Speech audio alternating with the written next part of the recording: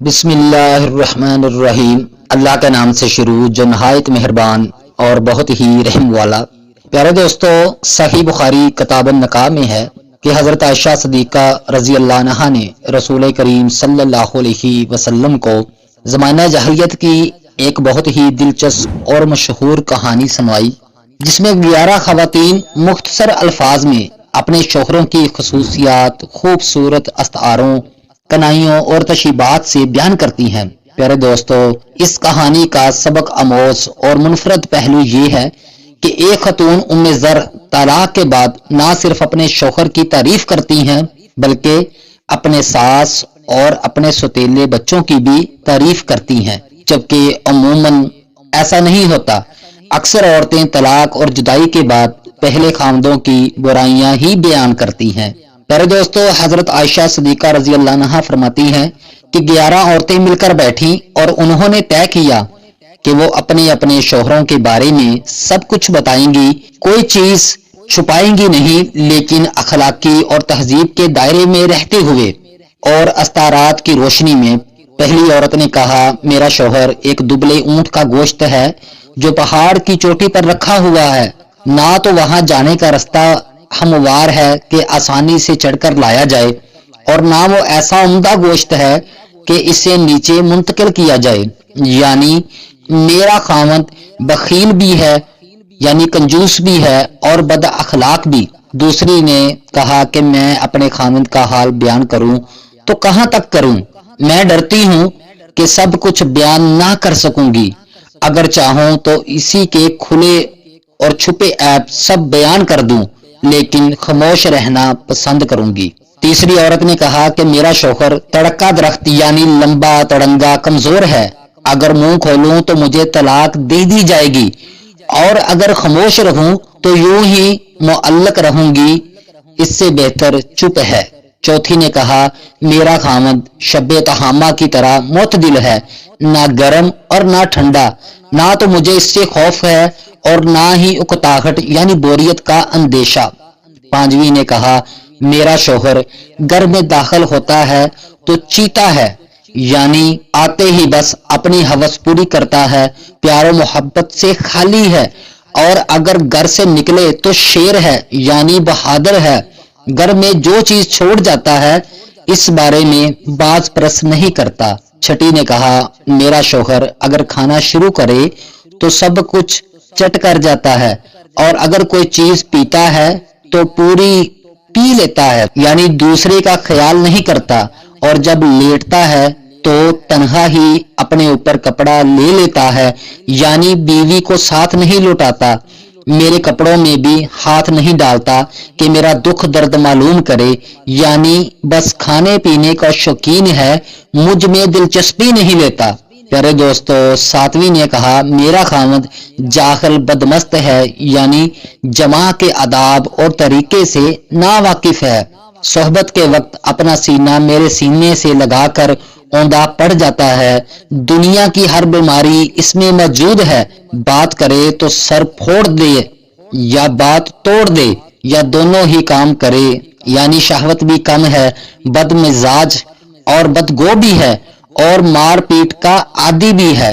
آٹھویں نے کہا، میرا خاوند چھونے میں خرگوش کی طرح نرم ہے، اس کی خوشبو ایک درخت کی خوشبودار چھلکے کی طرح ہے، یعنی ظاہر اور باطنی دونوں اعتبار سے اعلیٰ اخلاق کا مالک ہے۔ نویں نے کہا، میرا شوہر اونچے ستونوں والا بڑے مکان کا مالک ہے، دراز قد ہے، بہت رکھ والا ہے، یعنی گھر کا چولہا ہر وقت چلتا رہتا ہے، اور بہت ہی مہمان نواز بھی ہے۔ 10ویں نے کہا، میرا شوہر صاحب مال ہے، اور مالک کے کیا کہنے، اس سے بہتر صاحب مال نہیں دیکھا، اس کے اونٹ گھر کے قریب اڑاؤں میں رہتے ہیں، صرف چند ہی چراگاہوں میں جاتے ہیں، یعنی مہمانوں کی خدمت کے لیے گوشت اور دودھ ہمیشہ تیار رہتا ہے۔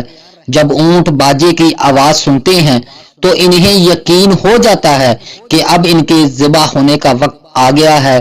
مہمانوں کی آمد پر خوشی میں باجے بجائے جاتے تھے۔ پیارے دوستو، 11ویں خاتون ام زر نے کہا، میرا شوہر ابو ذر ہے، ابو ذر کے کیا کہنے، اس نے زیورات سے میرے دونوں کان بر دیے ہیں، میرے دونوں بازو چربی سے بر دیے ہیں، یعنی خوب کھلاتا ہے۔ مجھے اس نے اتنا خوش رکھا ہے کہ میں خود پسندی اور عجب میں مبتلا ہو گئی ہوں۔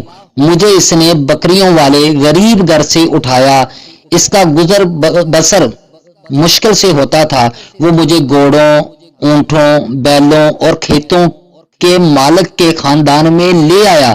وہ خوش اخلاق ہے، میری کسی بات کا برا نہیں مناتا، جب سوتی ہوں تو صبح کر دیتی ہوں، جگاتا نہیں، پیتی ہوں تو خوب سیراب ہو کر پیتی ہوں۔ ابوذر کی ماں میری ساس، اس کی خوبیاں میں کیا بیان کروں، اس کے برتن ہمیشہ غلے سے بھرے رہتے ہیں، اس کا گھر بھی بہت وسیع ہے۔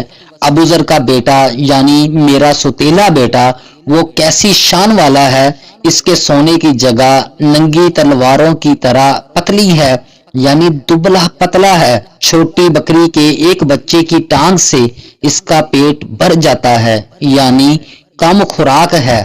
ابوذر کی بیٹی یعنی میری ستیلی بیٹی، اس کے بھی کیا کہنے، اپنے باپ کی اطاعت کرنے والی ہے، ماں کی خدمت گزار ہے، پورے جسم کو چھپانے والی، ایسے کپڑے کہ اس کی سوکن جل جائے۔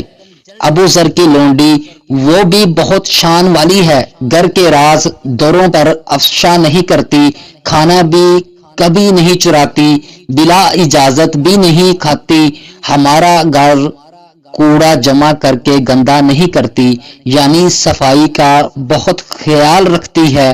ایسا مثالی شوہر اور مثالی گھر، پھر اچانک کیا ہوتا ہے، میرا خاوند ابوذر مجھے طلاق دے دیتا ہے۔ طلاق کا سبب کیا ہوا، زر بیان کرتی ہیں، میرا خاوند ابوذر باہر گیا جبکہ دودھ سے برتن بھرے ہوئے تھے اور ان سے مکھن نکالا جا رہا تھا۔ پھر اس نے ایک عورت دیکھی جس کے 2 بچے چیتوں کی طرح تھے، جو اس کی کمر کے نیچے 2 اناروں سے کھیل رہے تھے، یعنی بچے ماں کے پستانوں سے کھیل رہے تھے۔ پھر میرے شوہر نے مجھے طلاق دے دی اور اس عورت سے نکاح کر لیا۔ پھر میں نے بھی ایک دوسرے آدمی سے نکاح کر لیا۔ میرا دوسرا شوہر عربی گھوڑے پر سواری کرتا اور ہاتھ میں نیزہ پکڑتا ہے۔ اس نے مجھے بہت سی نعمتیں دی، جانور دیے، ان میں ہر قسم کا جوڑا جوڑا عطا کیا۔ میرا شوہر کہتا ہے، اے زر، جو چاہے مزے سے کھاؤ پیو اور اپنے رشتہ داروں کو بھی دو، لیکن صحیح بات یہ ہے کہ میں دوسرے شوہر کی تمام عطاؤں کو جمع بھی کر لوں تو وہ میرے پہلے شوہر ابوذر کے مقام کو نہیں پہنچ سکتا۔ میرا دوسرا شوہر بہت اچھا ہے، مگر طلاق کے باوجود انصاف کی بات یہ ہے کہ ابوذر اور اس کا پورا خاندان بہت ہی اعلیٰ اخلاق و کردار کا مالک تھا، یہاں تک کہ اس کے ملازم اور نوکر بھی نیک اور تربیت یافتہ تھے۔ حضور اقدس صلی اللہ علیہ وسلم نے یہ کہانی سن کر حضرت اما عائشہ صدیقہ رضی اللہ عنہا سے فرمایا، اے عائشہ، میں بھی تمہارے لیے ایسا اچھا شوہر ہوں جس طرح زر کے لیے ابوذر تھے۔